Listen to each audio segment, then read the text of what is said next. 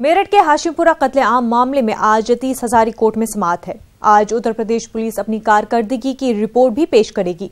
4 कसूरवारों ने 30 हजारी कोर्ट में खुद सुपुर्दगी की थी। अदालत ने 4 कसूरवारों को तिहाड़ जेल भेज दिया था, जबकि 12 दीगर कसूरवारों ने खुद सुपुर्दगी नहीं की है। उन लोगों के खिलाफ आज तक के लिए गैर जमानती वारंट जारी किए गए हैं। अदालत ने उत्तर प्रदेश पुलिस को हिदायत दी कि 29 नवंबर को कोर्ट में इस मामले की रिपोर्ट दाखिल करके कसूरवारों की खुद सुपुर्दगी के मामले में पुलिस इंतजामिया की जानिब से क्या किया गया है।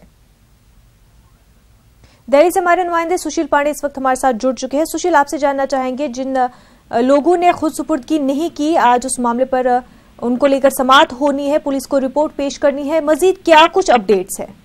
जी देखिए मुनज्जा, इस पूरे मामले में पिछली सुनवाई के दौरान लगभग 5 लोगों ने सरेंडर किया था और उसके बाद 4 पीएससी जवानों ने भी सरेंडर किया था। लेकिन जब सुनवाई हो रही थी तो सुनवाई के दौरान जिन तमाम लोगों ने इस पूरे मामले में सरेंडर नहीं किया था, उनके खिलाफ 30 हजारी कोर्ट ने गैर जमानती वारंट यानी कि NBW जारी किया था और ये कहा था कि इन सभी लोगों को 29 नवंबर से पहले सरेंडर करना है और अगर ये सरेंडर नहीं करते हैं तो इनको गिरफ्तार किया जाए।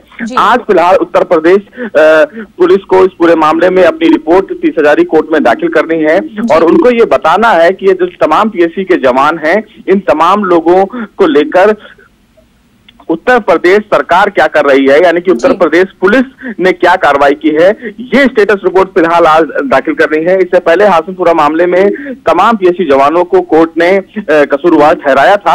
आज फिलहाल ये सुनवाई काफी अहम होगी और कोर्ट ने पिछली सुनवाई के दौरान ये साफ कर दिया था कि इन तमाम पीएससी जवानों को 29 यानी कि आज तक सरेंडर करना है। तो ये देखना होगा कि उत्तर प्रदेश सरकार इस पूरे मामले में अपनी क्या कुछ स्टेटस रिपोर्ट 30 हजारी कोर्ट में दाखिल करती है। जी बिल्कुल सुशील, बहुत बहुत शुक्रिया आपका तफसीलात फराहम करने के लिए।